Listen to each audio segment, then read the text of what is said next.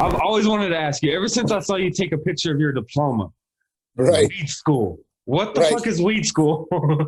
THC University. It's really just like an online course, just like anything else. You know, like, I don't know. I'm assuming if you want to learn to weld, you can get online and take online welding courses. Now, that means the knowledge is here. That don't mean you can actually fucking weld until you take that knowledge and weld. You know what I'm saying? Same thing.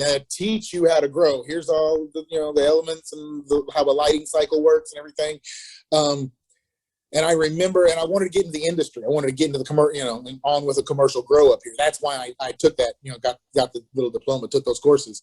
And I remember people in the industry were laughing like that. People taking online courses aren't going to help you and blah, blah, blah, blah. And it really did. You know, I don't know if it was the sole reason I got the job, you know, worked at, in the last 2 weeks, I've taken off for the summer. So I'm not with them now. I'm going back at the end of the summer. I'm doing daddy duty and things for the summer, writing. I'm doing for the summer. But when I got on with them, I had a write up on Facebook, like, you know, this is who I am. I've taken these courses. I've taken these online workshops, and I'm hard worker, willing to, you know, wanting to get in the industry. And my boss actually saw that.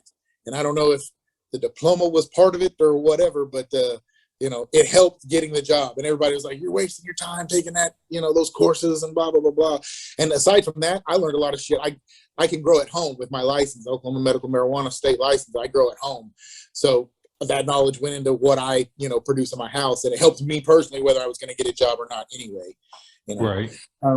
But once I got in the industry, you know, don't get me wrong. I love growing marijuana. You know, I love being in the industry. But once you get in there and after a month goes by and the newness of, look at all this weed, you know, I'm growing wears off, you're farming.